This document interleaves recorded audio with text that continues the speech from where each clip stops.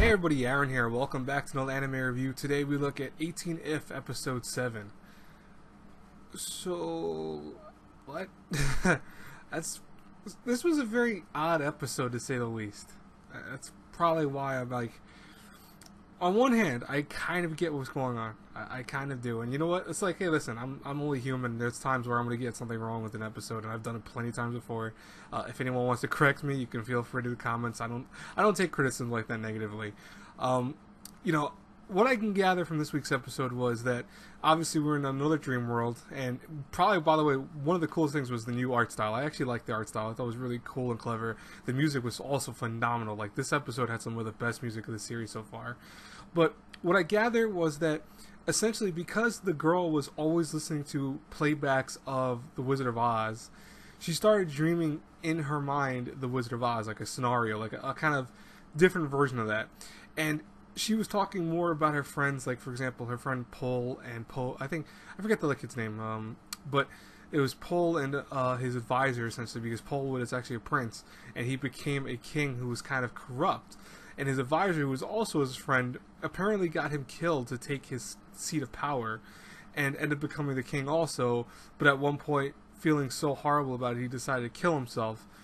Now, I don't understand, though, if him killing himself was then represented as he actually did die in the real world, and more so he was executed, because it seems like he was at the end, or what that really had to do with our main girl this week. Because I mean, I see that she was in love with the king, but was it that, you know, like, what did she really want to accomplish here? Did she want just him to suffer and for him to, you know, kill himself? Was that what she was trying to go for? Or was it that she wanted this outcome, that she just wanted him to understand what he did wrong and then from there decide what he wanted to do himself? You know, I feel like that's probably the correct way of thinking about it, is that, you know, she wanted him to get, you know, the revenge that he deserved by, or not the revenge that he deserved, but more so the revenge that she wants by having him decide to either off himself or have someone else do it. But I'm not 100% sure. I'll be honest with you folks. It's like, I want to say I understand every single facet of this episode, but I really don't. It was a very trippy episode. Like, you know, all the symbolism and meanings of this episode can be directly correlated with the fact that she was laying in bed at the same time. Like, for example, she kept, when they were traveling through time periods, they kept hearing extra, extra, extra, extra. That was because in the hallways, a kid in the hospital would run around, throw these like pamphlets all over the place, and he would always scream extra, extra, like he was selling newspapers.